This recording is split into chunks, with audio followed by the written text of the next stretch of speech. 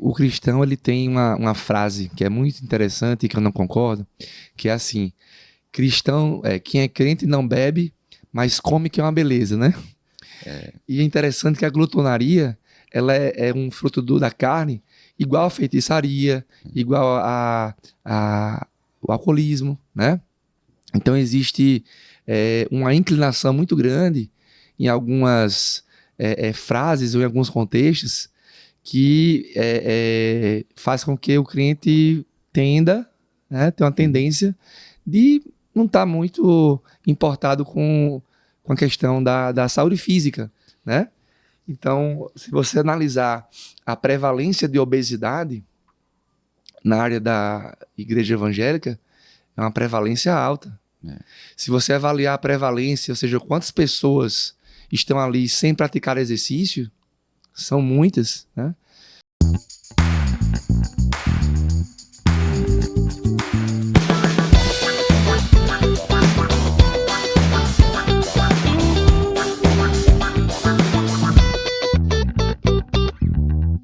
Hoje vamos falar sobre algo que muitas vezes nós, como cristãos, ignoramos, que é o cuidado com o corpo. Como cuidar do corpo para a glória de Deus, como diz o pastor Iago Martins lá nas suas pubs, né? Cuidando do corpo para a glória do Deus vivo. E hoje nós vamos estar aqui, nada mais nada menos com alguém que é especialista nisso e que com certeza você chegou aqui, você vai ser muito abençoado, porque além de professor e doutor, temos aqui um homem de Deus, que é o Felipe Dantas, que vai compartilhar com a gente. Daqui a pouquinho ele se apresenta, daqui a pouquinho você vai conhecer mais desse homem de Deus. Se você acompanha aqui com a palavra, você vai lembrar que ano passado, no episódio 34, teve aqui com a gente o pastor Rodrigo Bela Guarda, homem de Deus, uma bênção de Deus. Foi aqui um episódio muito bom. E no seu testemunho, ele contou lá na época da faculdade, não vamos falar muito, senão vai entregar a idade dos irmãos, né? Mas uns anos aí atrás, quando eles faziam faculdade ainda, e o Rodrigo não conhecia o Senhor, o Felipe foi ali alguém que influenciou ele, que ele chamava do santo, né? No episódio, a gente vai lembrar isso aqui mais na frente lá. Então, um abraço aí pro Rodrigo Bela Guarda, que Deus abençoe você. E você que nos acompanha vai lembrar disso aí. Então, hoje, vamos ter esse homem de Deus, mas antes de apresentá-lo para você que não me conhece, que chegou aqui agora, meu nome é Wilson Moura. E estamos aqui há 2 anos e pouco, trazendo com a palavra, esse canal, esse instrumento de Deus para abençoar vidas, para trazer bons projetos, bons testemunhos, trazer a palavra. Então dá uma conferida aí, olha o nosso canal, olha o Spotify, com certeza você vai ter muita coisa aí para maratonar e ser abençoado, certo? Mas eu vou abrir aqui a câmera, já falei muito, vamos abrir aqui para o doutor Felipe Dantas. Homem de Deus, seja muito bem-vindo. Se apresente aí para quem não lhe conhece. Primeiro, muito obrigado pelo convite. Isso para mim é um prazer estar aqui com você. Bom, como profissional, né, eu estou na área da educação física. Sou formado já desde 2006. Sou cristão há muito tempo também. Hoje eu estou com 42 anos, já vou entregando a idade, né? Eita, quase a minha idade. Fazer agora 43 em agosto. Olha aí. E desde os meus 16 anos que eu sirvo a Jesus. Por sinal, entreguei minha vida para Jesus no campeonato de judô, no Rio Grande do Sul, né? Caramba! E conheci os Atletas de Cristo, na época era um ministério na área do esporte, entrei na igreja de Nazareno. Sim. E enfim, então minha história toda começou desde esse tempo aí na adolescência. Foi quando eu optei em fazer educação física e segui a minha carreira profissional. 16 anos, se eu não estou muito ruim de matemática, lá por mais ou menos 98. Exatamente. Foi 98. Perfeito. Foi em 1998. Na verdade, foi em 1997. Acho que em setembro, que eu aceitei realmente a Jesus lá no Rio Grande do Sul. E quando eu voltei para Natal, conheci o Ministério Atletas de Cristo, na pessoa do Leonardo, né? Irmão Léo, que hoje está na Nazareno. Sim. E desde lá a gente tem feito essa caminhada com Jesus e tem sido uma alegria, né? Poder realmente, por todo esse tempo, poder estar caminhando e buscando cada vez mais a presença de Deus e se aprimorar também na profissão. E me casei, enfim, a gente vai conversar sobre tudo isso daí. A gente tem muita coisa para conversar aqui hoje. Rapaz, eu gosto sempre de você até já meio que introduziu, sempre eu gosto de começar falando como foi o encontro com Cristo, né? Você já falou que foi lá em 97, ali final de 97 para 98, lá no Rio Grande do Sul. Mas você é de lá ou você é daqui? Não, eu sou daqui, né? Porque assim, eu faço judô desde que eu tinha 8 anos de idade. Então, é um esporte onde eu me identifiquei. Eu fazia futebol de salão na escola, na auxiliadora. Eita. Sendo que o problema é que eu sempre ficava na reserva nos jogos de futebol. E teve um determinado dia que eu chamei meus pais, minha avó, meus irmãos, né, para assistir um jogo. Eu tinha o quê? Tinha 7 anos. E me marcou muito esse dia. Porque o professor falou que ia me botar para jogar. Era um torneio no SIC, Colégio Imaculado Conceição. E o meu time perdendo o jogo, veja, imagina, um time de crianças onde a vitória era o mais importante, né, e não a participação. Até hoje ainda é assim em muitas escolas. E para mim foi muito frustrante porque o professor tinha me prometido e ele não me colocou. E minha família toda lá na expectativa, minha avó gritando para colocar para jogar. E aquilo para mim foi a gota d'água. Não quis mais continuar no esporte. E o meu irmão, que era mais novo do que eu, já fazia judô. Então ele ia ganhando medalha, né? Na época ele ganhava muita medalha. Eu falava, poxa, eu quero ganhar também um pouco de medalha, né? Aí eu falei, então eu vou fazer judô. Sim. E aí com 1 mês e meio, sensei Emerson Ramos foi meu primeiro sensei. Um abraço pro professor Emerson. E eu participei de um evento que já era uma seletiva para um campeonato nacional, 9 e 10 anos, na época infantil, né? Sim. Mirim, na verdade. E aí eu ganhei essa seletiva só na força bruta mesmo. Sem muita técnica. Sem técnica. E foi onde começou, assim, a minha história. Me empolguei muito com tudo que estava acontecendo. E foi toda a minha história na área da educação física, na área com Jesus, na minha área familiar com a minha esposa. Todos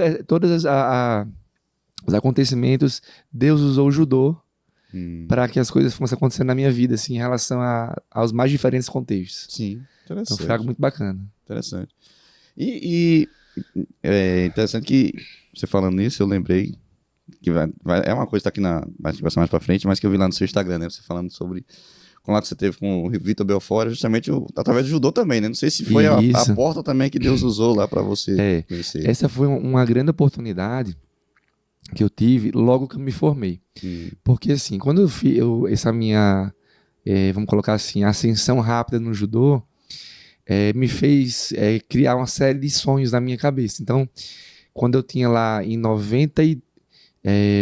na Olimpíada de 92, em Barcelona, eu comecei o judô em 91, mais ou menos, e na Olimpíada eu vi Rogério Sampaio ser campeão olímpico. E para mim foi uma cena muito marcante, porque ele chorando ali no pódio e ao lado a bandeira do Brasil subindo. Aí eu falei assim, eu quero isso para minha vida. Eu com meus 8 anos. Né? Pronto, a partir desse dia, eu dormia e acordava pensando só nessa minha fala. Eu quero ser campeão olímpico. Todos os dias, até os meus 26 anos foi assim. Então foram 18 anos, né, mais ou menos, acordando e dormindo pensando nisso. Eu fiquei muito focado nisso, sabe? Mas eu sabia, ao longo da minha vida, eu sabia que eu tinha que ter uma profissão, etc. E aí eu fui bicampeão brasileiro em 1998, ganhando em cima do amigo meu que me apresentou Jesus. Caramba. João Derli, que foi um dos maiores atletas olímpicos do Brasil. A gente era do mesmo peso e a gente, coincidentemente, ou jesuincidentemente, a gente fez uma final de um campeonato brasileiro e eu fui campeão. Ou seja, naquela época, na minha adolescência, eu estava no auge. Eu estava lutando de igual para igual com os principais atletas do Brasil. Sendo que eu sabia que eu tinha que ter uma profissão. Eu passei no vestibular, né? E aí eu pensei, eu vou seguir carreira, eu vou fazer o vestibular ou eu vou agora para um grande centro treinar judô? Aí eu pensei e falei, bom, eu sei que é importante ter uma carreira, então eu vou garantir aqui o meu diploma e quando eu me formar, aí sim que eu vou para um grande clube. Entendi. Então eu segui esse raciocínio. Sendo que os meus adversários não seguiram esse raciocínio.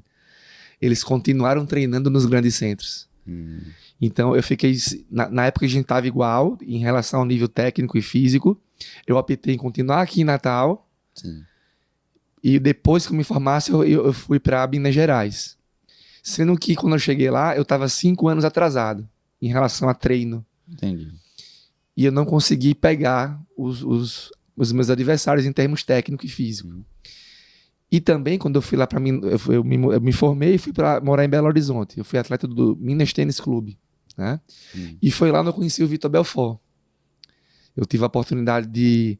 Também Jesus que preparou isso para mim. Veja, com 2 meses de formado, eu me coloquei num lugar onde eu não conhecia muita gente, mas tinha alguns contatos, alguns amigos. Um desses amigos falou, eu conheço um lutador aí de MMA que demitiu o preparador físico dele, e eu sei que você é formado em educação física, tá chegando aqui, é judoca, tem um histórico de vencedor, que tal conhecer esse meu amigo para a gente fazer uma semana de experiência? Aí eu perguntei, que amigo é esse? Aí ele falou, Vitor Belfort. Aí na hora que ele falou isso, eu pensei que ele tava brincando, ia ser uma trollagem, né, comigo, tava chegando no clube. Aí eu falei, pô, eu marquei uma entrevista sem nem imaginar que era verdade, né? Fazendo aquela guerra. Até me arrumei, como eu tô aqui bem arrumado, tudo. Sim. Ele foi me pegar no clube e a gente foi pro restaurante. Eu já tava pensando qual seria a trollagem. Quando eu cheguei lá, o próprio tava sentado esperando. Caramba. Então a gente fez aí uma semana de experiência e ficamos aí a temporada de 2006, 2007 trabalhando junto. Sim. Viajando para Las Vegas, enfim, para o último Pride nos Estados Unidos, eu estava lá com ele, foi com o Dan Henderson. Sim. E a gente fez 4 lutas nesse período, então foi uma experiência muito bacana, proporcionada pela questão do meu sonho com o judô. Entendeu? É isso, rapaz. Então Deus ele foi usando esse sonho para me fazer viver várias experiências diferentes em várias áreas. Sim, né? Entendi. Então, começou lá na infância, uma frustração, vamos dizer, uma frustração com o futebol, levou você ao judô, já tinha o seu irmão lá, incentivou, e ali, naquela Olimpíada 92 você tinha 10 anos, então. Eu tava com 8, mais ou menos 9, ali. Por aí, né? 9 anos, por aí. Aí, realmente você falou, com as coisas de Deus, né? Que eu costumo dizer... Ele transforma aquilo que é frustração, ele transforma em algo que vai ser extraordinário. Sim. Tá? Por isso que a gente tem que interpretar como as coisas acontecem na nossa vida. Estava até falando isso com os alunos hoje, que a maneira como você enxerga os acontecimentos da vida vai definir o seu comportamento com você e com o mundo, de forma geral. Sim. Porque muitas vezes a depressão, a ansiedade, ela vem em você a depender da maneira que você interpreta as coisas. E quando você tem uma vida com Deus, a gente tem que entender que Ele está no controle de todas as coisas. Tudo coopera para o bem daqueles que amam a Deus. Romanos 8, o que é bom, o que não é bom. Então, uma hora Deus ele vai transformar aquilo que é aparentemente ruim em algo que vai te fazer bem e vai te fazer ser melhor do que era antes. Sim. E foi assim a minha vida inteira. Né? É interessante que a gente só vai...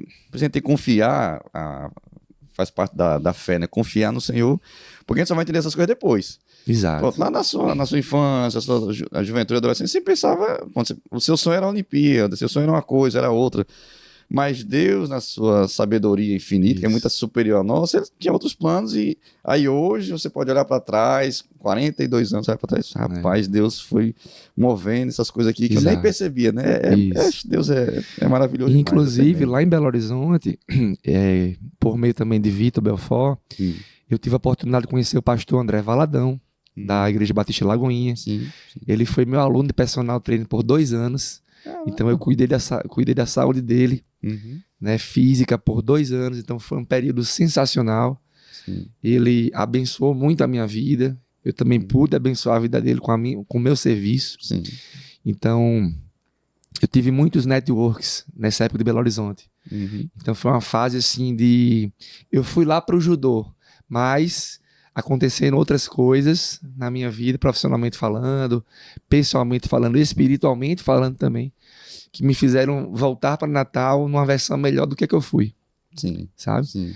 Então, eu não cheguei no topo da montanha, que era a Olimpíada, mas eu consegui chegar numa altitude da montanha bastante alta, que me permitiu vislumbrar uma bela paisagem. Então, assim, valeu a pena.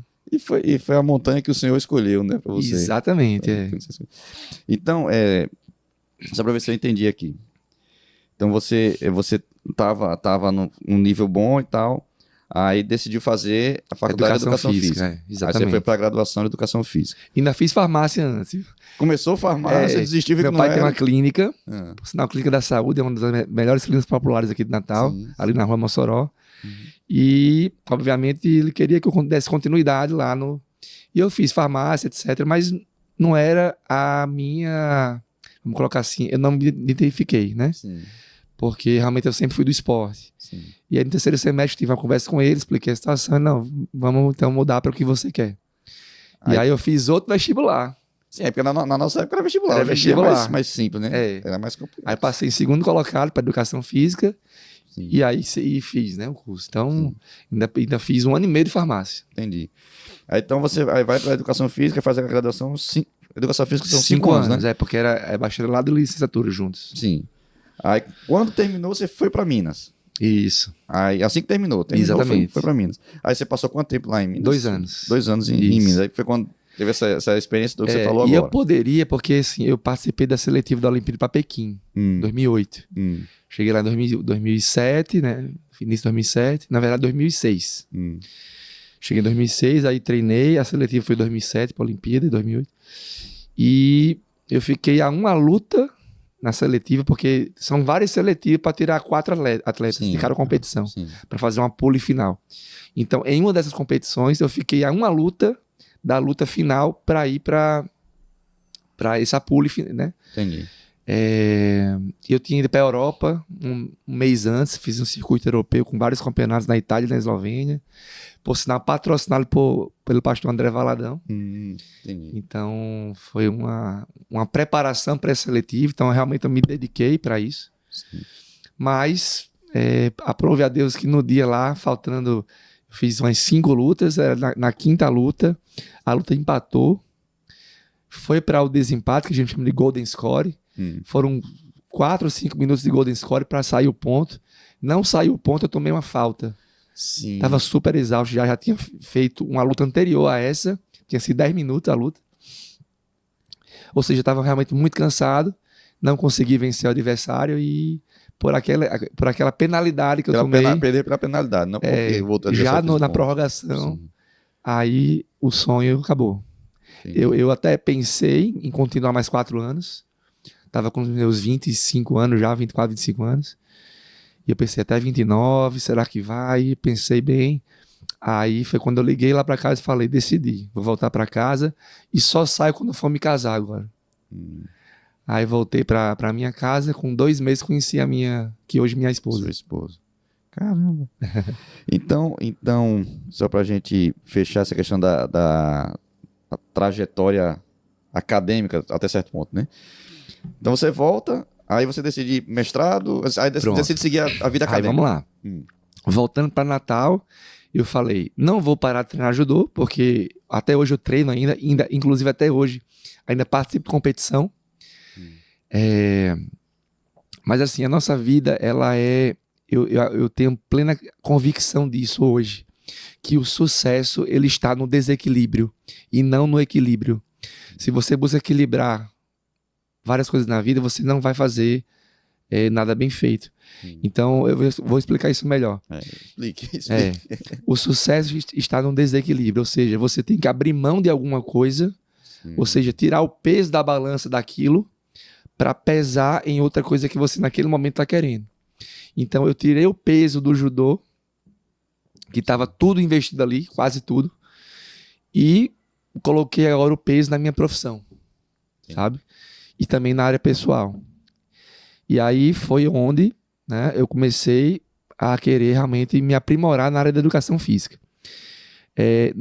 Foi meio que paralelo. Eu voltei para Natal com vamos colocar assim, o meu brand estava muito alto, porque quando eu cheguei aqui em Natal, todo mundo sabia que eu tinha sido personal trainer de Vitor Belfort.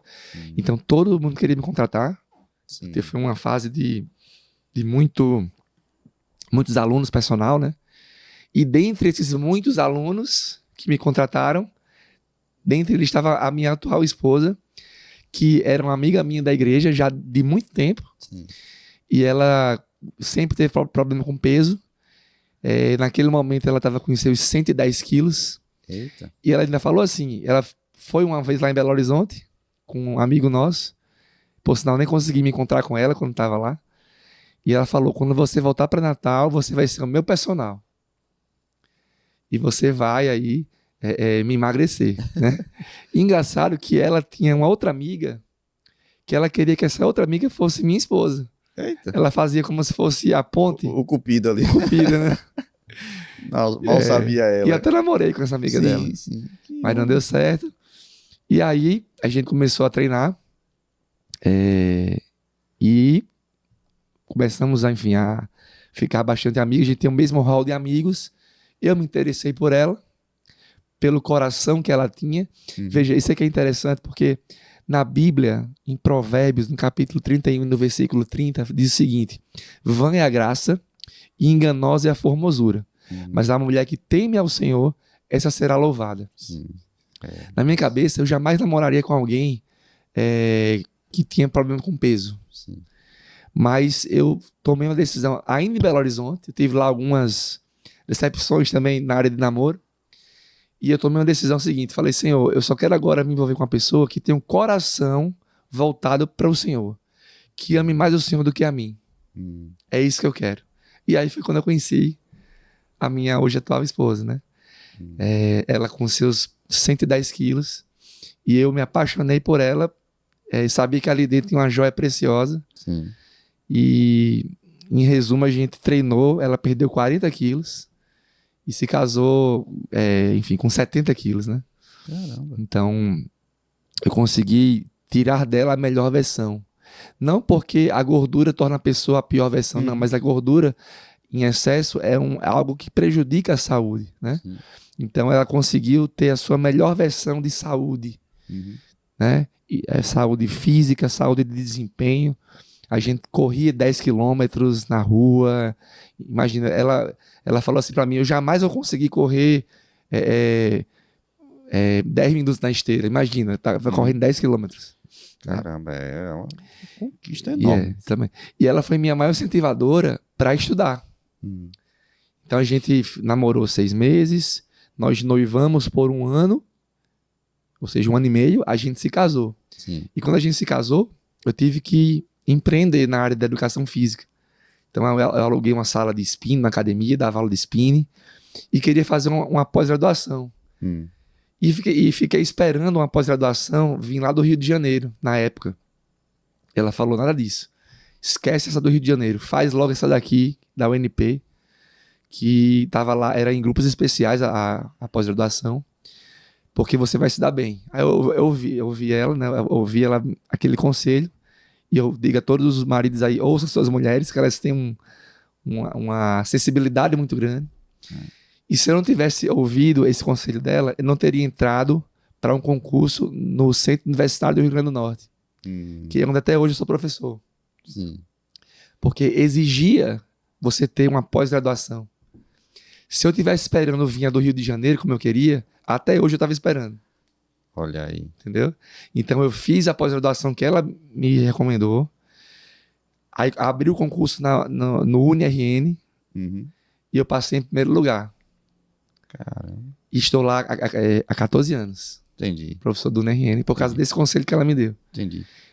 Entendeu? Eu vi aqui também, foi uma das coisas que colocou aqui, e vendo lá no seu Instagram e tudo, que você também trabalhou com pacientes bariátricos. Na preparação, né, no pré-cirúrgico e no pós-cirúrgico. Até para complementar essa parte, como foi que você foi seguir para esse caminho? Tem a ver com essa pós-graduação? No com a minha esposa, porque assim, eu, a princípio, quando eu cheguei em Natal, eu queria continuar na área de lutas. E continuei por uns 4 meses, mais ou menos. Sendo que os atletas, na época, não tinham muito patrocínio. Então, financeiramente, não estava sendo bom para mim. Sim, entendi. E como eu estava tendo sucesso na área de obesidade, eu tinha desenvolvido uma planilha para cálculo de taxa metabólica de repouso, para déficit calórico, ou seja, eu desenvolvi uma metodologia para perder peso em quem tinha obesidade. Foi na época que minha esposa estava emagrecendo muito. Eu conheci o Dr. Eudes Godoy. Um abraço para o Dr. Eudes. Fiz parte da equipe dele. Trabalhei com dezenas de pacientes de Dr. Eudes que iam para a sala de cirurgia, mas tinham que perder peso. Aí na época eu tinha academia Estilo, que hoje é professor Wesley, um abraço lá para ele também, que é o atual proprietário. Na época era Renato Bahia e Nelson Bahia, que foram pessoas também sensacionais na minha vida da educação física, foram quem me deram a primeira oportunidade da academia Estilo, a trabalhar e aprender muito lá. Então eu desenvolvi uma metodologia específica para pacientes super obesos. E eram pacientes que perdiam 15 quilos em uma semana, sabe? Foi um sucesso fenomenal com a metodologia que eu estava aplicando. E eu comecei a me envolver com isso, com a obesidade. Foi onde eu fiz aí a pós-graduação veio a calhar, porque era nessa área. Sim, né? sim. Então eu tinha muitos alunos nessa linha de emagrecimento, né? E aí, dentre esses alunos, tinha um deles que era professor universitário. Professor Kênio Costa Lima, um dos maiores pesquisadores, se não o maior do Brasil hoje, em pesquisa, em produção, na área de saúde coletiva, etc., na área de odontologia. E ele tinha, aí já indo para outro momento da minha fase profissional, ele tinha muita pesquisa e muito envolvimento com a área de envelhecimento. E foi na época também que a minha avó desenvolveu um Parkinson muito severo. Sim. Então, eu comecei a me envolver com o envelhecimento, né? Ele falando para mim de envelhecimento, ele é meu aluno personal, minha avó, eu vendo o estado que ela estava. Aí eu falei, vou me debruçar aqui nessa área também. Foi aí quando eu fiz um mestrado e falei, vou agora me envolver com estudar envelhecimento. E aí minha esposa, faça o doutorado, vai estudar, continue estudando. Foi onde surgiu uma oportunidade de ter o primeiro programa de doutorado no Norte e Nordeste em Educação Física. Sim. E eu me inscrevi para fazer, eu terminei o mestrado com o professor Kênio sendo meu orientador, né, o mestrado na UFRN, em saúde coletiva, e eu falei, eu vou agora me envolver com envelhecimento. Aí fiz um projeto, né, para concorrer, fiz uma prova, e engraçado que no dia da prova do doutorado, eu estava concorrendo com um candidato que era aluno do professor que eu queria que me orientasse, sabe? Sim. Aí eu pensei, aqui eu vou fazer e não vou passar, vou tentar o próximo ano. Mas, graças a Deus, a porta foi aberta, passei para aquela vaga e foi onde eu comecei a me envolver com doutorado, com envelhecimento. E aí fiquei envelhecimento e obesidade. Então, hoje a minha área de atuação, minha expertise, é tanto na área da obesidade como na área de envelhecimento. Entendi. Sabe? Entendi. Então, eu fico flutuando nessas duas áreas. E a parte de luta ficou lá só naquele início ali, na experiência que o senhor deu. Lógico, os contatos ainda permanecem, mas assim, o seu foco hoje é obesidade e envelhecimento. Aí não tem um desequilíbrio que eu falei, o sucesso está no desequilíbrio. Sim. Foram, vamos colocar, de 2010 até 2017. Não, até 2016. 2009, 2016. Foram 7 anos com a balança desequilibrada pro lado do estudo. Continuava treinando judô, mas sem competir. Sei lá. Beleza. Terminei o doutorado. Aí o que eu pensei? A balança tá vazia do lado do judô. Sim. Eu conquistei uma pós-graduação, lato sensu, fiz mestrado, fiz doutorado, e o judô. Aí eu fiz o seguinte, tirei um pouquinho do peso voltei a desequilibrar. Tirei um peso da balança do estudo e joguei no judô. Foi o que eu fiz. Chamei os 3 caras mais fortes de Natal em 2016. E falei, vamos treinar comigo? Eu tenho 5 meses para disputar um campeonato. Porque assim, na época eu já era veterano, né? Tinha 33 anos, mais ou menos. E foi onde surgiu os campeonatos mundiais de judô para veteranos. Eram campeonatos abertos, onde você poderia se inscrever e participar. Aí eu falei, eu quero tentar. Porque, veja, eu queria ser campeão olímpico. E surgiu ali uma oportunidade de um campeonato mundial, chancelado pela Federação Internacional de Judô, sendo que eu estava sem treinar. Sim. Né? Aí foi o que eu fiz. Eu chamei os 3 caras mais fortes de Natal na época, que era o Wagner, o Pablo, Renan e o Jonatas, né? São 3 atletas da época muito fortes. Ainda são muito fortes os 3. Vamos me quebrar aqui os 3. Temos 5 meses. Eu montei um planejamento. Sim, sim. Planejamento bem pesado para quem estava parado. Mas eu não queria saber o que realmente estava sabendo que estava enfrentando. Me machuquei nesse período, porque foi muito forte e intenso. Mas conquistei, na verdade, 2 títulos importantes. Fui campeão sul-americano de judô, fui campeão pan-americano e fui 5º colocado do Campeonato Mundial. Caramba. Então, aí eu comecei a participar dos circuitos de veteranos, né? E no ano seguinte tentei novamente. Então foi um Campeonato Mundial que eu fui nos Estados Unidos, em Fort Lauderdale. Fui 5º colocado.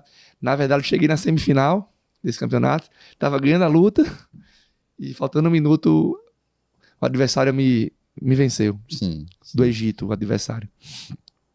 E aí fui disputar bronze e perdi. Aí no judô, você quando vai disputar o bronze e perde, você fica em 5º colocado. E no ano seguinte fui para Cancún, no outro mundial também fiquei 5º colocado. Então assim, meio que... A balança agora você deu pro judô, Sim. Aí tirei um pouquinho do judô e voltei pro estudo. Aí fui fazer o pós-doutorado. Sim. Aí fiz um pós-doutorado na área de hipertensão. Depois fiz outro pós-doutorado na área de neurofisiologia. Sim. Então eu tô sempre flutuando, né? A depender do contexto atual da minha vida, eu vou flutuando para aquilo que eu achar mais interessante. Entendi. Então a gente conseguiu, nesse breve resumo, isso aqui foi um resumo, né? Foi um resumo. Nesse breve resumo aqui, a gente conseguiu ver que você tem uma carreira cheia de conquistas, muitas coisas marcantes, muitos episódios marcantes, tudo alinhavado ali pelo senhor, né? O senhor foi conduzindo ali na sua soberania, mas a gente também tem a questão da fé. A fé sempre caminhou com você. Como você começou lá na sua adolescência e foi sempre sendo seus, como é que fala? O caminho onde você trilhou. A sua carreira está trilhada profissionalmente, mas sempre a sua fé como o seu fundamento lá. E como eu falei lá no início, na nossa abertura, lá ainda na sua graduação, lá na faculdade, você teve contato com um cidadão abençoado, que na época não era tão abençoado, que no testemunho dele aqui, ele contou que era um instrumento de tentação na sua vida. Poucas e boas. Que foi o Rodrigo Bela Guarda, lá no episódio 34. Você que está assistindo aí pode retomar, pode buscar lá. E você foi influência na vida dele, ele falou. Ele compartilhou aqui com a gente. E eu queria que você relembrasse rapidamente, né? Como foi essa época, como foi essa experiência, não só com o Bela Guarda, com certeza não foi só ele, que uma boa parte do nosso público aqui que acompanha a gente são jovens, né? Até porque eu lidero o Ministério de Jovens lá na igreja, e bastante jovem nos acompanha aqui. E a gente sabe como é difícil essa época de faculdade. Já é difícil os estudos em si, aquela adaptação toda. Ainda vem uns enviados do inimigo para tentar o cara. Como foi a sua experiência com o Bela Guarda, na graduação? Como foi isso aí? O interessante é que eu só fui descobrir que eu tive influência na vida dele depois que ele se converteu. Para saber como é interessante o seu comportamento, né? Porque a gente fala, né, de Jesus onde a gente estiver e nós devemos testemunhar, mas o comportamento fala mais alto que a palavra, né? E assim, nessa época eu estava iniciando ainda os meus passos com Jesus, ainda cometi os meus tropeços, mas o pessoal me chamava, lá vem o santo, né? E eu não era santo, e assim, mas de alguma forma tinha um comportamento que chamava atenção. E não era diferente com Bela Guarda, né? A gente era muito amigo pela afinidade, ele era do jiu-jitsu, do MMA, né? E eu era do judô, então a gente conversava muito. E nas conversas, né, obviamente, o padrão de vida que ele tinha naquela época era um padrão de vida totalmente diferente do que eu achava correto. E falava com ele sobre isso, argumentava com ele sobre as questões do nosso Deus, da palavra de Deus. Mas nunca pensei que Deus ia tocar tanto no coração dele, a ponto dele ser uma arma poderosíssima hoje, né, nas mãos do nosso Deus. Quantas e quantas vidas foram impactadas por meio daquela época da universidade. Algo interessante, né?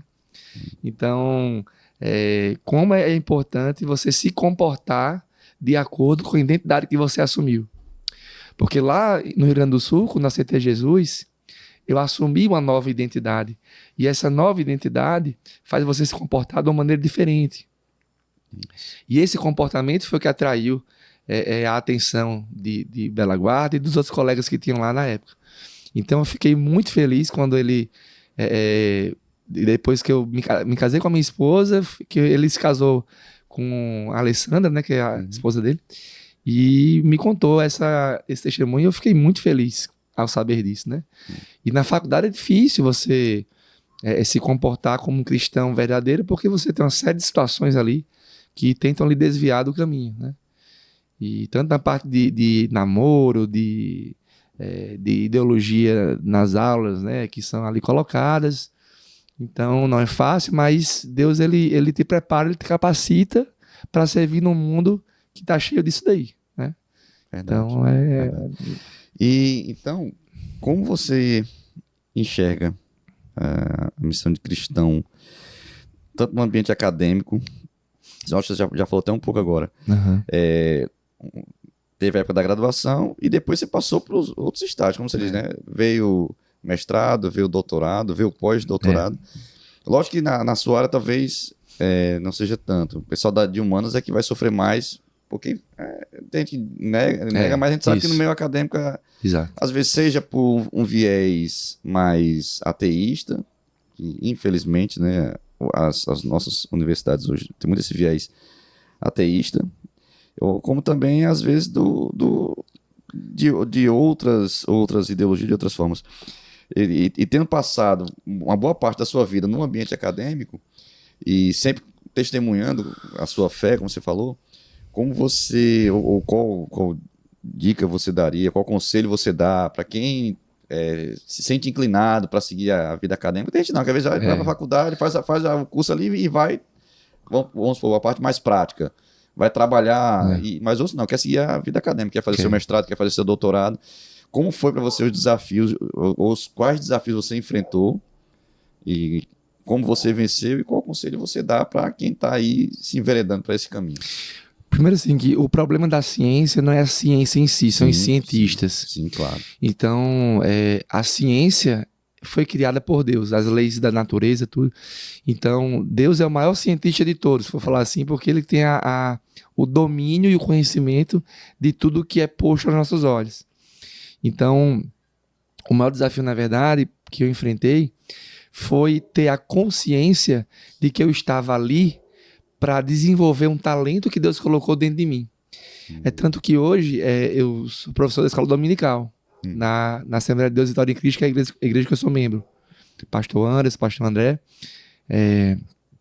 Então, o meu maior desafio foi entender que eu estava ali não só para me aprimorar, para ser um bom professor de educação física na área da universidade, mas também para me aprimorar, para ser um bom professor na escola dominical, que é a maior escola do mundo. Certo? Então, hoje eu tenho uma alegria de quando eu sou convidado para ministrar uma lição na escola dominical, porque eu creio piamente que quando eu nasci, Deus colocou dentro de mim o talento de ensinar. E ao longo desses meus vários anos na pós-graduação, mestrado, doutorado, eu pude desenvolver esse talento que Deus colocou dentro de mim. E hoje eu tenho consciência de que as portas que Deus abriu para mim nessa área foi para que eu atuasse melhor no reino de Deus. Sim. Entende? Sim, entendo. Então hoje eu tenho essa consciência. Hoje eu não tenho mais muito interesse de seguir carreira acadêmica em universidade pública. Eu até já tentei alguns concursos, mas Deus abriu a minha visão para uma outra área. Não que eu tenha fechado as portas para essa, pode ser até que eu ainda faça alguma tentativa, mas não é a minha prioridade como já foi em outro momento. Então hoje eu entendo que toda a minha preparação e capacitação na área de ensino foi para servir melhor no reino de Deus. E é o que eu faço hoje. Sabe? Eu tento me aprimorar para poder ensinar as lições da escola dominical de uma maneira que as pessoas que estão ali possam sair diferentes, né? Na maneira que entram. Então esse foi meu maior desafio, de entender isso. Entendi. Então, falando, já que a gente entrou nessa parte mais de missão, e que é o foco do nosso, até o tema, né? O tema do nosso episódio de hoje, que é cuidando da saúde do corpo para a glória de Deus. E como que significa para você glorificar a Deus com o corpo? O que significa ou como a gente pode glorificar a Deus com o nosso corpo? Na verdade, o cristão ele tem uma frase que é muito interessante e que eu não concordo, que é assim: cristão, quem é crente não bebe, mas come que é uma beleza, né? E é interessante que a glutonaria ela é um fruto da carne, igual a feitiçaria, igual o alcoolismo, né? Então existe uma inclinação muito grande em algumas frases ou em alguns contextos que faz com que o crente tenda, né, ter uma tendência de não estar muito importado com a questão da saúde física, né? Então, se você analisar a prevalência de obesidade na área da igreja evangélica, é uma prevalência alta. Se você avaliar a prevalência, ou seja, quantas pessoas estão ali sem praticar exercício, são muitas, né? Inclusive, eu creio ainda que existem hoje algumas igrejas que não deixam você jogar futebol, não deixam você ir na academia, né? E é estranho, porque a Bíblia ela fala que o nosso corpo hoje é o templo do Espírito Santo, né? E isso é um privilégio que os profetas de antigamente não tinham. Eles tinham que passar por um véu para entrar no Santo dos Santos, né? Para ter acesso a Deus. Olha só. E esse véu hoje foi rasgado, né? E o próprio Deus hoje habita no templo que antigamente era de tijolo, hoje é de carne e osso. E se você analisar antigamente, os prédios eram com ouro, com joias e etc., né? Ou seja, eram estruturas, eram edificações bem cuidadas, eram bem ornamentadas, eram polidas, Eu imagino que aquele ouro que tinha ali no prédio de Salomão lá, que ele construiu, no tempo de Salomão, era uma suntuosidade, né? E aí você tem o seu músculo, o seu osso, os seus vasos sanguíneos, você tem o seu cérebro, e você quer alimentar isso ficando no sofá o dia inteiro, né? É o local onde o Espírito Santo habita.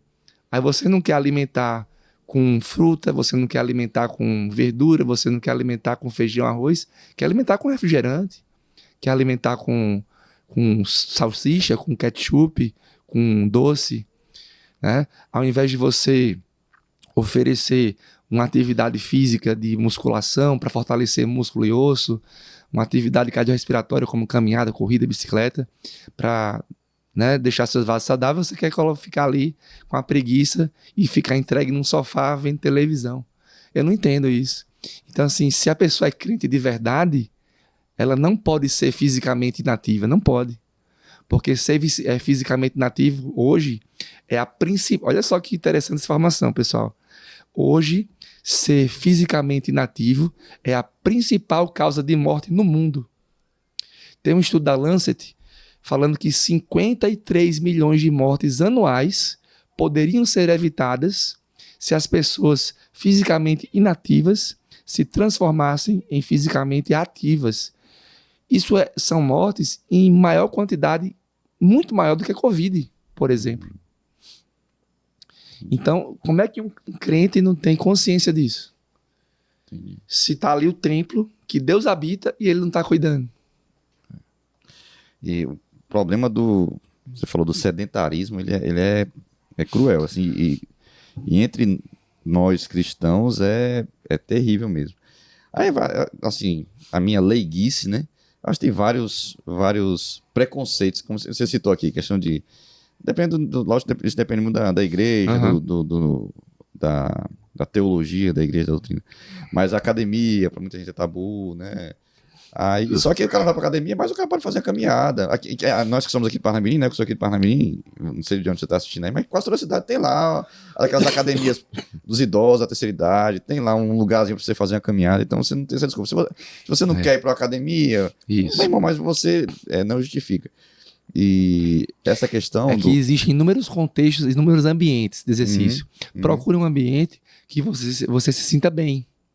Se você vai pra academia e não se sente bem, não tem nenhum problema. Tem uma praia, tem um parque, uma praça que você pode estar ali, né, usufruindo. E experimentar, por experiência própria. Eu tenho a sua idade e eu tinha preconceito da academia, não era nem por achar um ambiente ruim, não.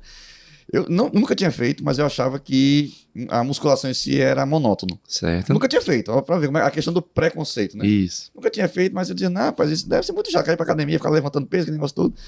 Aí quando foi em 2020, nós estamos 25, né? Final de 2023, se eu não me engano, acho que foi, final de 2023. Aí eu tenho um adolescente, né? Tenho um filho de... Na época ele tava com 14 anos, 15 anos, por aí. Aí ele querendo começar a fazer musculação, aquela fase, né? Da adolescente. Sim. Aí eu falei, tá, pra ele não ir sozinho, eu vou com ele. Aí fui, matriculei na academia com ele, aqui em Parnamirim, e comecei a fazer. Aí, no início, eu ia por causa dele. Só que aí, depois que começou a ser difícil a gente casar os horários, mas eu peguei gosto. Aí mesmo assim, eu comecei sozinho. Pronto, aí ele mudou, ele tá até fazendo agora Muay Thai e tudo. Parou com musculação, mas eu continuei. Peguei gosto. Eu tinha um preconceito, achava que era algo monótono, mas quando eu comecei a fazer, gostei. Exato. E hoje faço, vou lá pelo menos 3 a 4 vezes na semana, às vezes consigo 4 semanas, 4 vezes na semana, pelo menos 3 vezes estou indo. E hoje com prazer. Ninguém me obriga, não vou mais com ninguém, vou sozinho, faço lá meu treinozinho. E entendi isso, porque não só o benefício do corpo, mas ainda tem a questão do prazer que a atividade faz. Isso. Que também, né, você que é da área, vocês têm até pós-graduação na questão neurofisiologia, exato. Como isso também influencia até no nosso humor, né? Sim. Deus é tão maravilhoso, rapaz. Como se diz, ele é o cientista perfeito e tudo tem os seus porquês, né? Deus, ele não nos criou para ausência de movimento. Na verdade, se você analisar tudo na Bíblia, é de fé em fé, de glória em glória. Sim. Há movimento. Então, o nosso corpo foi criado para se movimentar. Então, se você não está se movimentando, você não está vivendo conforme aquilo que Deus planejou. Sim. E engraçado que você falou que não gostava de musculação, experimentou e a partir de hoje está, né, gostando. Então, a experimentação é importante. Existe um leque de N possibilidades de exercício. Muay Thai, judô, musculação, bicicleta, natação, uma série de modalidades. Então, experimente e vai ter uma que você vai se identificar. Né? Tem um irmão lá na igreja, só para não esquecer, que até aqui, ele tem uma loja até aqui no centro de Parnamirim. Ele começou, um outro irmão do nosso pequeno grupo, né, do PGM, começou a convidar ele para caminhar. Aí ele começou a caminhar, ele não gostava, né? Tipo, estava sedentário mesmo. Começou a caminhar, aí esse outro colega, vamos começar a correr. Aí começou a correr. Acho que era todo sábado de manhã, eles iam correr aqui na Coabinal, começou ali, 2 km, 3 km. Ele pegou gosto, esse irmão. O outro parou, o outro não estava podendo mais, ele continuou. Rapaz, ele já, se eu não me engano, ele já fez a maratona completa. Ele tinha feito uma meia maratona, vocês foi uma pessoa. As corridas aqui em Natal, quando tem essas corridas de 10 km, ele faz tudo. Mas ele já foi para meia maratona, ele estava se preparando para maratona, o objetivo dele. E ele não é mais novo, ele tem 40, a minha idade, a nossa idade é 50 e poucos anos. Mas pegou gosto. Mas por quê? Porque ele foi lá e experimentou. Às vezes vai ser a corrida, às vezes vai ser o voo, o cara voltar a fazer o voo. Lógico que quando vai ficando mais velho, vai ficando de impacto, vai dificultando. Mas vai fazer a natação, o negócio é fazer. Mas olha que interessante, eu peguei um ensinamento com esse exemplo, né? Ele, tipo, caminhava, né? De repente, começou a correr, virou maratonista. Isso. Então, quando a gente realmente está aberto para experiências que são da vontade de Deus, como obviamente fazer exercício é da vontade de Deus, ele tirou de dentro dele um maratonista. Então ele se esvaziou.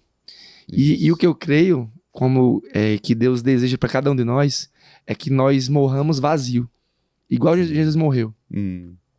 Então imagina se ele não tivesse tido a experiência de fazer uma caminhada, ele iria pro cemitério com um maratonista dentro dele sem ter, entendeu? Verdade. Então é muito bacana a gente se descobrir daquilo que Deus colocou, porque quando a gente nasce, tudo que é de talento para fazer inúmeras obras grandes na vida, a gente tem. Né? Seja na área do esporte, na área profissional, enfim.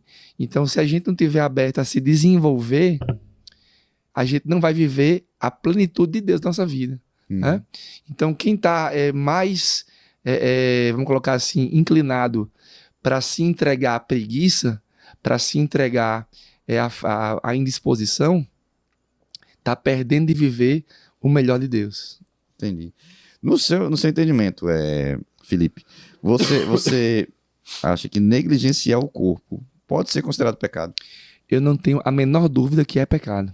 E eu mostro na Bíblia. Eita, olha aí. Aí é bom. Eu mostro na Bíblia. 1 Coríntios, capítulo 3, e nos versículos, se eu não me engano, aqui 16 e 17. Deixa eu confirmar aqui para não falar errado. Fique à vontade. 1 Coríntios, capítulo 3, e versículo 16 e 17. Presta atenção, pessoal, nesse versículo. Não sabeis vós que sois o templo de Deus e que o Espírito de Deus habita em vós. Versículo 17. Se alguém destruir o templo de Deus, Deus o destruirá. Eita. Porque o templo de Deus, que sois vós, é santo. Quanta gente tem destruído o templo de Deus porque não tem feito exercício e tem corriqueiramente se alimentado de porcaria. Certo? Verdade. É refrigerante para destruir o templo de Deus. É salsicha, é ketchup para destruir o templo de Deus. Na minha cabeça, não entra crente tomar refrigerante. Não faz o menor sentido. Já tem vários estudos que mostram que o refrigerante, ele contribui, deixa o seu corpo propício para carcinogênese, para o desenvolvimento de câncer. Você quer destruir seu corpo com câncer? Tome refrigerante. Entendeu? Deus fala que quem destruiu o corpo, tá aqui é bem claro. Se alguém destruir o templo de Deus, Deus destruirá. Tem um testemunho muito bacana do pastor Luciano Subirá, que ele foi num evento na Inglaterra, se eu não me engano, e conversando lá com o pastor, esse pastor estava com 160 quilos. E o pastor Luciano na época estava mesmo jeito, né? E ele brincou assim, quando ouviu o pastor comendo bem pouquinho, né? Aí ele falou, tá de dieta, né? Aí o pastor olhou assim para Luciano e falou, aí deu algum fora, né? E em resumo ele falou o seguinte, que Deus deu uma visão para ele, isso o pastor contando para o pastor Luciano, que ele estava num enterro dele, né? E as pessoas reclamando com Jesus. Como é que pode, o homem de Deus, né? Deus permitir que ele morra. Aí Jesus bateu assim no ombro dele e falou, tá vendo aí o que você fez comigo? Eu tinha tanto plano na sua vida, tanta coisa para fazer, e você se destruiu. Sem fazer exercício, comendo mal, e ainda estão botando a culpa em mim. Isso Jesus falando para ele, isso foi uma visão que ele teve. Depois desse dia, ele mudou completamente.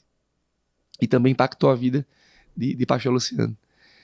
Então, e por sinal, o pastor Luciano Subirá tem um livro sobre isso, cuidando com o corpo, né? Ele tem acho que de uns 2 anos para cá, ele tem tratado sobre esse assunto, né? Porque ele tem vivido isso. Então, assim, nós precisamos cuidar do templo que Deus habita. Não tem pra onde correr.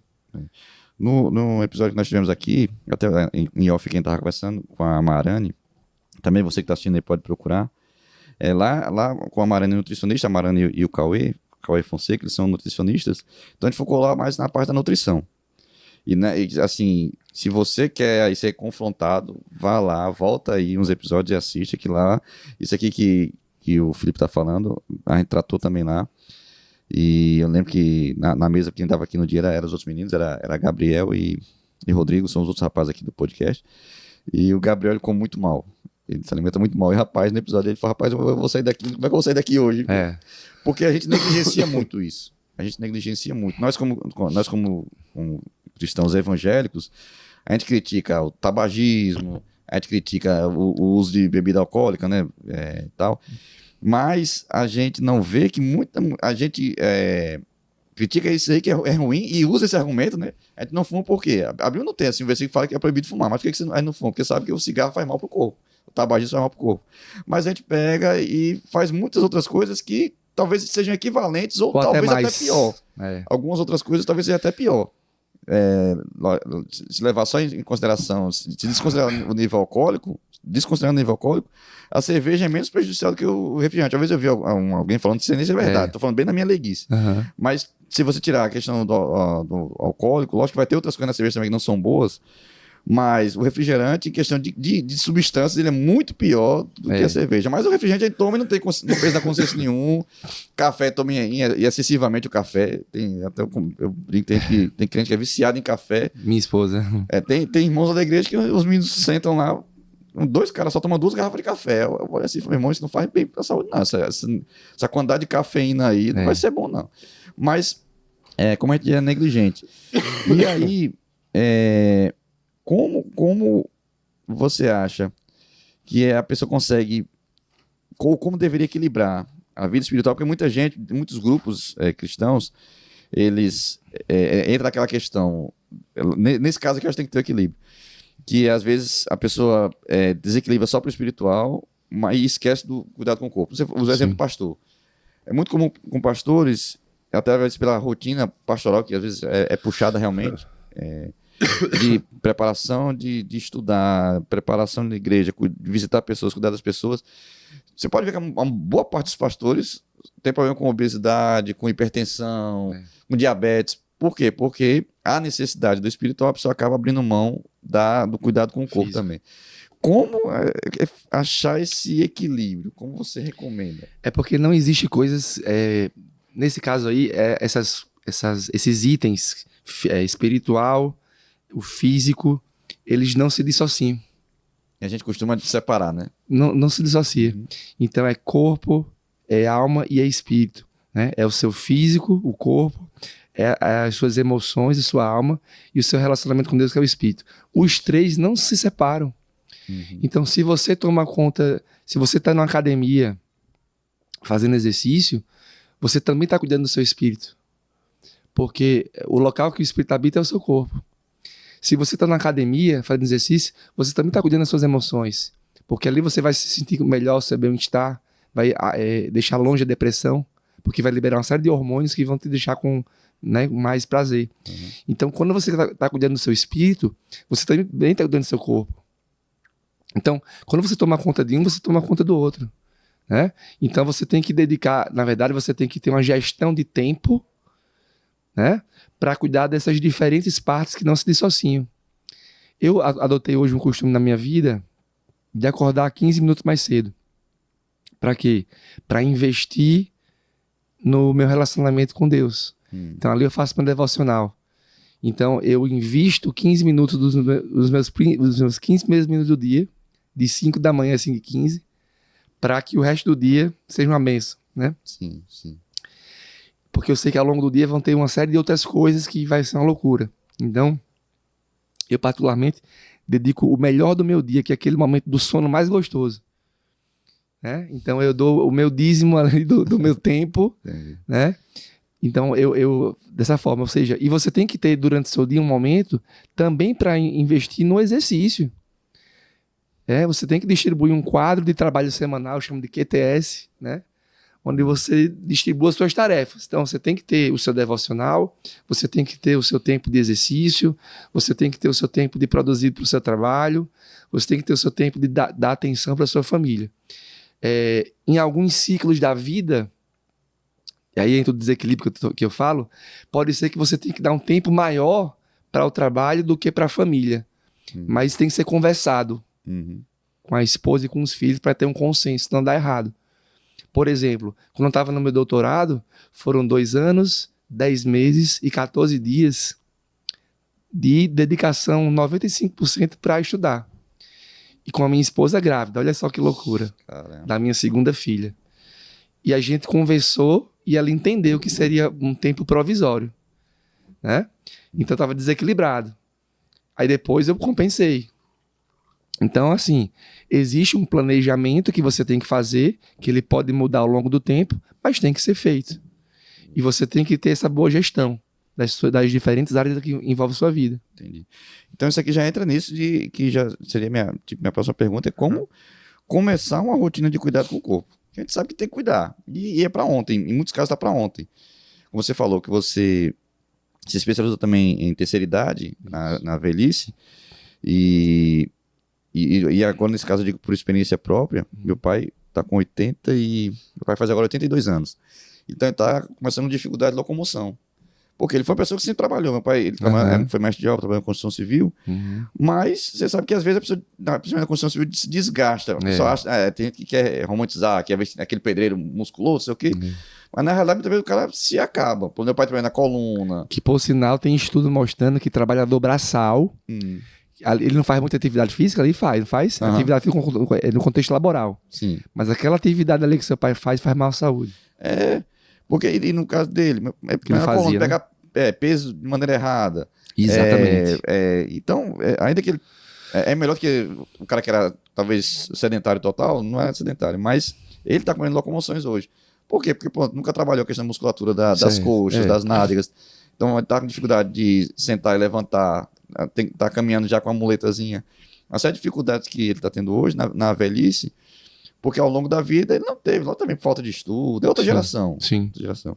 Mas a gente tem que se ligar, e isso foi uma das coisas que me fez também despertar, aquilo que eu falei. Eu pensei, rapaz, eu quero chegar na minha velhice com autonomia. Na medida do possível, aquilo que depender de mim, eu quero chegar na minha velhice como a gente vê. Um dia desse eu vi, acho que foi no Instagram, rapaz, uma senhorinha, acho que era 100 anos, se não me engano, que ela toma banho sozinha, faz tudo sozinha em casa, cuida naquilo que os filhos deixam também, né?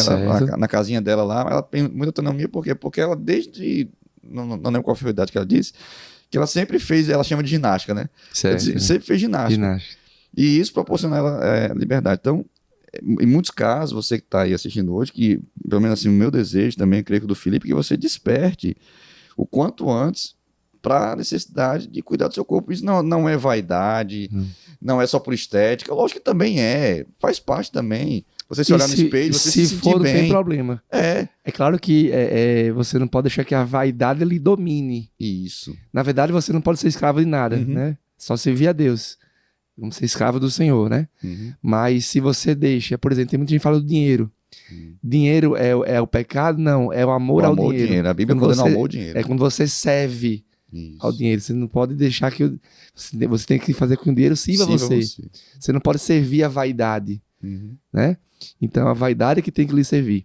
Então, se a motivação é para você até ficar um pouco mais bem apresentável, que bom, contanto que com isso não seja... que você não vire escravo disso. Isso. Mas você vai colher o fruto, né? Então, essa semente de você plantar ali enquanto jovem e colher na fase da terceira idade é o que a gente busca. Então, hoje, a principal riqueza do idoso é a independência funcional. E ele só conquista isso se na adolescência, na meia-idade, ele estiver ali, ó, investindo. É claro que nunca é tarde para começar. Eu tenho alunos... A gente tem histórico de pessoas que começaram a treinar com 60 anos e que estão correndo Ironman. Caramba. Fazendo Ironman. Então, nunca é tarde para começar, mas o fato é que o quanto antes, melhor. Isso. Né? Para você ter uma vida mais saudável. Isso. Então, você já começou dando essas dicas, né? Da questão do QTS, né? Do quadro de trabalho semanal ali. Eu acho que tu tem que partir e é o nosso desafio, Felipe, talvez você vai concordar comigo. Principalmente nos dias de hoje, é a administração de tempo. A gente disse que a frase mais sai da minha boca, que tá passando muito rápido. A gente vai, se você parar, nós já estamos quase em junho. Exato. Quem está assistindo esse episódio vai ser, se não me engano, dia 4 de junho. Então nós já estamos no meio do ano, já estamos no 6º mês do ano. Se você for sincero, você vai olhar assim, rapaz, já passou 5 meses, já estamos no 6º mês do ano. Mas essa sensação de rápido é porque a gente está se atarefando com tantas coisas e a gente não está administrando bem nosso tempo. A gente está desperdiçando muito tempo. Então tempo a gente tem. Deus nos deu 24 horas. Todo mundo tem tempo. Todo mundo. E uma coisa também que me fez também despertar para atividade física e tudo, para melhorar um pouco a minha alimentação, lógico que ainda tem espaço para melhorar, mas é justamente isso, de não poder dizer que não tem tempo, porque quando se torna prioridade, basta você ir no cardiologista, vá no cardiologista, quando você chegar lá, fizer sua bateria de exame, se o médico falar, rapaz, as suas taxas estão ruins, o seu colesterol está alto, se não sei o que está alto, você tem que cortar a massa e fazer atividade física. No instante, o cara arruma tempo. Exato. Então, tempo você tem, só que você não dá prioridade, a gente não dá prioridade. Então, você já deu uma ótima dica, que é o QTS. Eu vou até lhe mostrar aqui, o pessoal não vai conseguir ver, mas todo domingo, final da tarde, início da noite, antes de ir pro culto ali, quando chego do culto eu termino, eu faço isso aqui, ó. Então, se você passar aqui, ó, tô vendo. São de segunda a domingo. A sua agenda semanal. Tudo que tem que fazer. Entendeu? E embaixo as tarefas que tem que cumprir. Sim. Isso eu mando pra minha esposa, pra ela saber onde eu tô. Sim. Então, e até pra lhe ajudar, vamos dizer assim, né? Se você não cumprir alguma coisa. Isso aqui tem que seguir a risca, sabe? Porque, claro que tem a flexibilidade de você poder, mas tem que ter uma gestão de tempo, tem que ter uma organização disso daí. Né? Eu acho que isso é o início, mas que mais você daria de dica, assim, para quem tá no zero, tá, e o cara reconheceu, assim, talvez assistindo aqui agora, ele caiu assim, rapaz, eu tenho que me ligar aqui. Talvez, né, não espere um diagnóstico. Eu costumo dizer isso, também foi o que Marina até falou aqui no dia. Não espere um diagnóstico médico para mudar a sua vida. Se você fosse parar para analisar, com certeza você vai ter alguém no seu ciclo de amizade ali que aconteceu isso. Ou foi um pré-infarto, né, e despertou a pessoa. Então, antes que aconteça um diagnóstico, desperte. Então, qual dica, além disso aqui, eu acho que é essencial, de organizar a sua agenda e colocar isso como prioridade, quais outras dicas você daria? Começar fazendo o que gosta. Se tem só um dia na semana, faça nesse dia.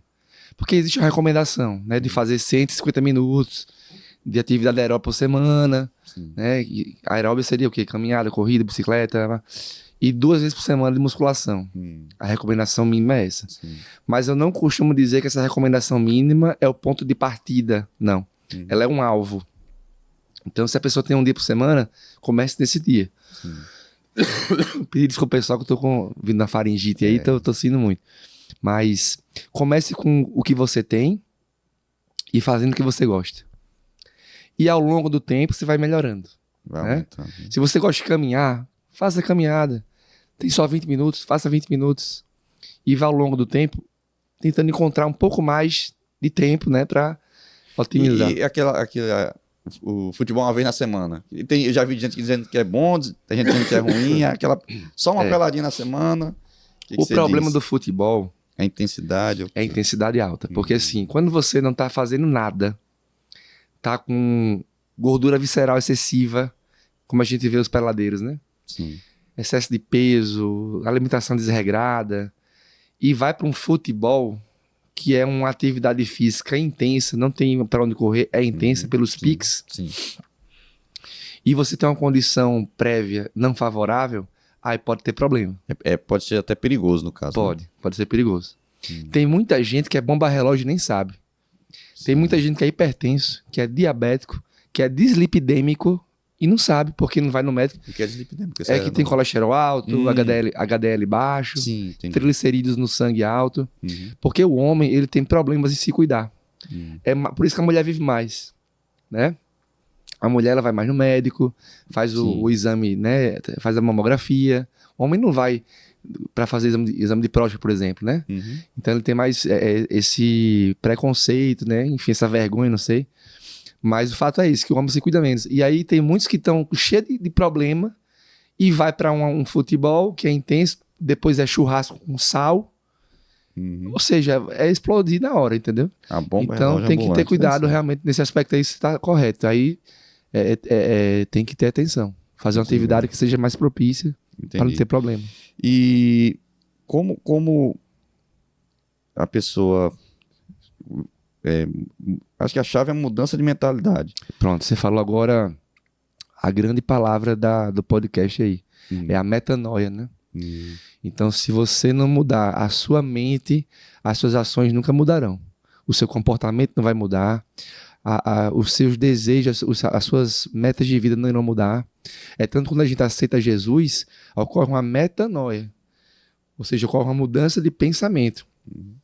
Você não é mais cidadão brasileiro. Até mas não é a sua verdadeira cidadania. Por isso que uma vez que você aceita Jesus, você vai se comportar agora e vai agir conforme uma outra Constituição. Existe a Constituição brasileira, que rege o nosso modo de vida no Brasil, mas a gente, quando aceita Jesus, a gente entra em outro reino. E entrar nesse outro reino significa se comportar de outra forma. E existe uma Constituição que vai te falar como você vai se comportar, que tem princípios, que tem leis. E quando você fala em princípio e leis, são coisas que se você fizer vai ter retorno. Sim. Certo? Entendi. Então essa Constituição é a Bíblia. Né? Por isso que muito crente não usufrui do melhor de Deus porque não lê a Constituição. Né? Existe tanta coisa aqui de Deus disponível para o crente e esse poder que está acessível não é tocado porque a pessoa não conhece. Né? Então, e aí, dentre essas coisas, envolve a mudança da mentalidade. Então, quando você começa a colocar na sua mente aquilo que você deve realmente buscar, aquilo que você realmente deve planejar e aquilo que você deve se afastar, a sua vida não vai para frente conforme deveria, né? Entendi. Eu vi lá no seu Instagram também, Felipe, que você tem uma consultoria clínica em emagrecimento. Você falou lá no início, né? A sua experiência começou lá ainda, antes de você namorar com a sua esposa. E ali foi um case de sucesso, vamos dizer assim, bem sucedido. E dali ele inspirou até para outras coisas. E hoje você tem uma consultoria clínica em emagrecimento. Isso. Até quando chegou aqui, você estava conversando com o pessoal no grupo. Exato. Não sei se era da consultoria, já era outra coisa. Mas você tem isso. Como funciona essa sua consultoria e focar em emagrecimento? É uma consultoria clínica na área de emagrecimento, que na verdade o nome mais correto seria um programa de reeducação em saúde para pessoas que desejam perder peso. Sim. Então, hoje no mercado é a consultoria mais completa porque ela não envolve só exercício. Então ela tem o exercício, tem a parte de alimentação, tem a parte de higiene do sono e tem a parte do metabolismo. Que são, na minha visão, os 4 principais pilares para quem deseja mudar o peso, mudar a composição corporal. Então, e além desses 4 pilares, a gente tem um programa de mudança de mentalidade. Sim. Por isso a gente falou em metanoia. Sim. Então hoje a gente sabe o seguinte, que você não consegue alcançar uma melhor versão sua, com melhor peso, com mais saúde e com melhores hábitos, se você não mudar primeiro a sua mente. Então, eu desenvolvi uma estratégia de semanalmente enviar vídeos para os alunos da minha consultoria e também de um desafio que eu tenho corriqueiramente, que é o desafio Seca Bucho, que é um outro produto muito bacana também que eu vou falar sobre ele. Sim. Mas eu desenvolvi uma estratégia onde a gente pode dar dicas de mudança de comportamento para esses alunos e associar essas dicas, eu sempre conecto com um versículo bíblico para as pessoas entenderem que a mudança de comportamento e de hábitos passa pelo nosso Deus. Sim.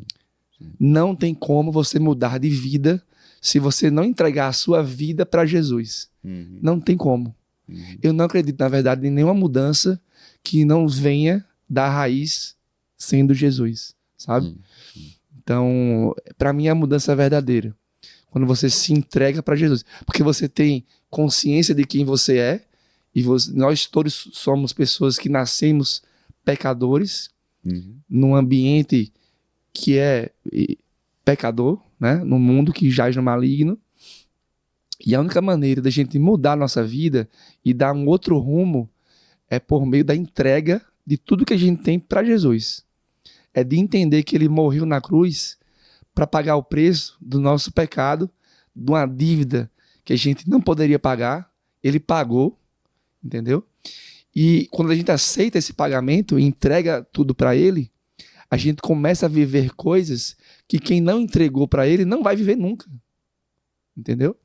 Então é muito mais fácil você sair do sedentarismo, é muito mais fácil você se alimentar melhor, é muito mais fácil você mudar seu jeito de falar, é muito mais fácil você tratar melhor sua esposa e amar seus filhos se você tiver Jesus como Senhor da sua vida. Porque você vai entender que tudo o que você tem aqui é dado por Ele e para Ele. Entendeu? Você vai começar a entender a importância de cuidar do seu corpo. Porque, veja, Ele está habitando lá dentro. Poxa, que privilégio. Entendeu? Por meio do Espírito Santo. Então, assim, como é que eu não vou cuidar do meu corpo se o Deus a quem eu sirvo, que morreu por mim, enviou o Espírito Santo para não me deixar desconsolado? Como é que eu não vou fazer exercício para cuidar disso que ele está aqui dentro? Eu não consigo entender como a pessoa não muda de vida se não tiver consciência disso, entendeu? Então, por isso que eu só acredito em mudança verdadeira por meio da mentalidade mudada através da entrega da sua vida para Jesus. É assim que eu acredito. Começa daí, né? Interessante. Você falou dos 4 pilares, né? Exercício, alimentação, né? Sono. Dormir. Tem gente que vai dormir, fica no celular de 9, 10, 11, meia-noite, rolando ali o Instagram, feito um escravo, o dedo subindo. E para acordar de manhã cedo, outro dia, de 6 da manhã, Tá cansado. ou seja, cansado, e isso vai virando uma bola de neve, né? Uhum. Não durma depois das 10 da noite, esqueça. Sim. 9h30, já tá na cama ali para dormir. Sim. Existe um horário de ouro do sono, entre 11 da noite e 3 da manhã. Onde você produz muito GH, por exemplo, que é um hormônio muito lipolítico, ele queima a gordura e ajuda no crescimento. Então, tem que usufruir desse momento, sabe? Tem que ter um quarto escuro, sabe? Evitar tela antes de dormir. Então, quanto melhor for a qualidade do seu sono, melhor você vai produzir no dia seguinte e mais você vai perder peso. Sim. Para quem quer realmente emagrecer. Interessante. Perder peso tem que dormir. Dormir bem, né? Dormir bem, tomar água. Tem gente que não toma água ao longo do dia, sabe? A gente tem esse desafio Seca Bucho, que é um outro produto que eu tenho, que é consultoria, e tem um desafio, né? Sim. Que é um período de 28 dias, onde em cada dia as pessoas que estão ali aprendem lições diferentes, ligadas a comportamentos. Sim. Então a gente premia, a gente tem um ranking, todo dia tem um ranking. O que eles fazem é pontuado, né? Então existe um treino, existe uma alimentação que é seguida, existe uma tarefa diária, são 28 tarefas, e eles competem entre si, é muito bacana, competição saudável, mas... Mas ajuda, né? Ajuda, é um estímulo, né? É um estímulo. Estímulo. Então são 28 dias para dar um start em quem quer mudar. E aí eles dão esse start, alguns entram na consultoria para fazer o serviço individualizado. Então é muito bacana. Eu particularmente estou bastante empolgado com esse novo produto, porque tem tido excelentes resultados. Só para você ter ideia, a nossa promessa no desafio é reduzir pelo menos 10% da circunferência abdominal. Sim, né? Sim.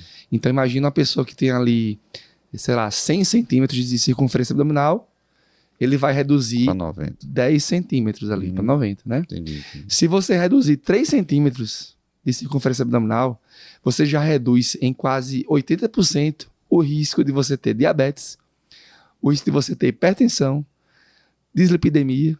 Olha só. Apenas 3 centímetros. 3 centímetros. E a meta é 10, assim, o objetivo é 10. Se a pessoa 10%, tiver se for 100 centímetros... Vai... 100 centímetros. Então, assim, e quem faz pelo menos 80% do que a gente coloca lá, não tem como, vai reduzir isso. Entendi. Então, imagina o benefício de saúde que você vai adquirir com esse tipo de serviço. Sim, então, é fantástico. Sim. Né? A gente vai deixar aí, né? Você que está acompanhando, a gente vai deixar o link lá, pelo menos para o Instagram do Felipe. Você vai entrar em contato lá. Você vai poder conhecer, tanto, né, mais detalhado lá, e você vai poder falar no direct com ele lá. E quem sabe você fazer parte também e ser abençoado. Com certeza vai ser abençoado. E como você estava falando, e eu, lembrando aqui, só para fechar também essa parte da questão da mentalidade. Você falou lá que teve experiência com pacientes pré-bariátrica e pós-bariátrica. Eu tenho próximo a mim pessoas que eu conheço, amigos e tudo, que fizeram a bariátrica. Tem um colega que ele tinha, meu Deus, não sei se era 140 quilos. Era por aí, eu acho.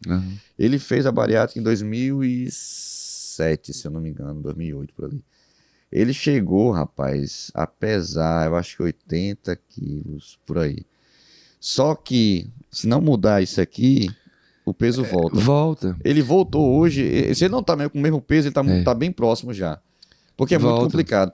Porque a questão da obesidade não tá só na boca, não tá só na alimentação, tá aqui. E aí, isso é desafiador.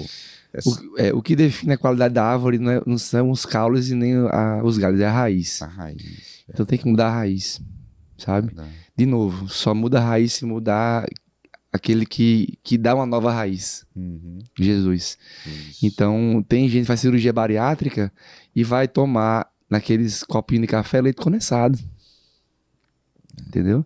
Por isso que nas equipes mais conceituadas de cirurgia bariátrica, tem um psicólogo, tem lá um endócrino, ou seja, tem uma equipe de profissionais que vão preparar o paciente para a cirurgia. Não é só chegar e fazer a cirurgia. Não, existe uma preparação para que a cirurgia não seja em vão.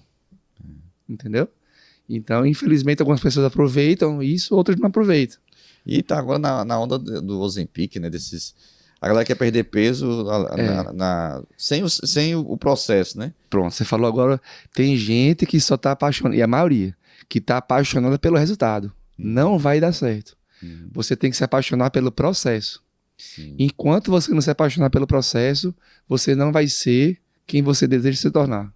Olha aí, rapaz, isso aqui merece até o corte, viu? É. Se você não se apaixonar pelo processo, você, como é que é? Repita aí mesmo. Se você não se apaixonar pelo processo, você não vai ser a pessoa que você deseja se tornar. Entendeu? Então é o processo que faz a diferença. O resultado só vai vir se você ficar apaixonado por isso. É tanto que muita gente que é focada só no resultado está fadada ao desânimo, à frustração, à desistência. Sim. Entende? Sim. Então, isso é o segredo dos grandes campeões. Isso a gente aprende no esporte. Se você não ficar tendo prazer em treinar no dia a dia, não vai ser campeão. Isso aí que você falou tem muito a ver com aquela questão do efeito sanfona, né? Que a pessoa só olha lá na frente, ela só quer ver o resultado, aí às vezes faz até loucura, né? Tem pessoas que eu conheço que entram numa dieta severa demais, assim, de uma hora pra outra, né? O cara tá... alimentação totalmente ruim, entra numa alimentação severa, aí consegue até algum resultado. Mas você falou, tipo assim, atingiu o resultado, a pessoa chegou. Aí, só que ela não curtiu o processo, ela não entendeu a importância do processo. Aí quando ela chegou lá no resultado, ela relaxa. Aí volta tudo novo. Aí fica em ciclos, né? Por isso que eu digo, Ozempic, Monjaro, engorda. Quem pensa que emagrece está sendo enganado, está gastando dinheiro à toa. Porque essas substâncias, esses produtos, quando não tem indicação médica para você usar e é usado com fins estéticos, ele vai te fazer perder peso rápido naquele período de uso, sendo que você não pode usar por muito tempo. Sim. Então é uma perda irreal. E aí você vai ganhar tudo de novo e mais do que você perdeu. Ou seja, você vai se tornar uma pessoa mais gorda do que estava antes do Ozempic ou antes do Monjaro e com menos massa muscular. Olha aí. Ou seja, você vai ficar uma pessoa mais gorda com mais dificuldade de emagrecer. Então eu lhe garanto, Ozempic, Monjaro e dietas malucas engordam. Quem quer emagrecer, não faça uso disso. É sério mesmo. Meu irmão, então, vamos partindo aqui para o nosso final. Deixa eu ver quanto tempo está aqui de gravação. 1h21. E, como eu falei, vamos deixar aqui os contatos do Felipe. Mas eu queria que a gente desse aqui uma recapitulada, né? A questão, você falou dos pilares, você falou do QTS, do quadro de trabalho semanal, organize sua agenda. Vamos tomar uma série de conselhos bem práticos aí. Então, você que assistiu aí, você só não vai mudar, ou pelo menos ter assim, o estímulo para mudar se você não quiser. O estímulo nós estamos dando aqui, com certeza. Mas, queria que você destacasse assim, uma frase que ficasse lá martelando na cabeça das pessoas que assistiram esse episódio. A pessoa que assistiu aqui, que esse aqui ficasse martelando lá. Lembra aí alguma coisa que Deus colocou no seu coração aí que vai fazer com que a pessoa saia daqui e fique remoendo isso aí, ruminando. Eu tenho uma frase, assim, para a gente encerrar o nosso podcast, que é o seguinte, eu já até falei um pouco disso durante, mas eu vou reforçar. Deseje morrer vazio. Que seja esse o maior desejo da sua vida. E eu falo por quê. Hoje, o pedaço de terra mais rico do mundo é o cemitério. Ali tem muita gente que não morreu vazio. Pessoas que poderiam ter sido excelentes médicos, excelentes escritores, excelentes atletas, excelentes servos de Deus, e pelo fato de não terem se esvaziado, eles contribuíram para tornar aquele terreno rico. Então eu digo, coloque para fora o seu potencial, que é morrer vazio. Quando Jesus morreu na cruz, ele falou, está consumado. Tudo que ele tinha que fazer, ele fez. Isso. Então, que ao morrer, a gente tenha ciência disso, que é colocar o potencial para fora. Qual a melhor definição de potencial que eu já ouvi falar? Do pastor Miles Monroe. Hoje ele faleceu, né? Hoje não, mas faleceu há um tempo. Mas é o seguinte, é o poder não tocado. É a força escondida. Interessante. É a pessoa que você é e ninguém sabe. Isso é potencial. Então, desejo de morrer vazio é colocar esse potencial para fora. Por isso que você tem que se desenvolver. Em tudo que você crê que Deus colocou em você, seja para ensinar, seja para fazer esporte, para escrever livro. Então, seja essa pessoa que deseje colocar para fora tudo que tem aí dentro, para você viver a vida e terminar e falar, pronto, combati o bom combate, guardei a fé e agora posso seguir em frente. Amém, glória a Deus. Então, Felipe, meu irmão, muito obrigado por ter compartilhado conosco aqui, ter tirado do seu tempo, da sua agenda. Você falou que essa semana estava bem corrida, todos nós, a nossa vida cheia de atividades, mas nós aqui, eu em nome de todos que fazemos Com a Palavra, né, que tem o Rodrigo, o Madison, o Gabriel, o Jefferson, que está lá em Sorocaba também, nós fazemos aqui o podcast Com a Palavra. Agradecemos muito a você e peço ao Senhor que abençoe sua vida. Amém. Que Deus continue usando você no exercício da sua profissão, que é uma profissão muito bonita, é algo tremendo assim, que Deus pode fazer, Deus tem feito através da sua vida. E como a gente foi conversando aqui, como Deus foi conduzindo, exato. Hoje você pode estar lá na montanha que Deus colocou e olhar para trás e ver assim, várias coisas que você alcançou.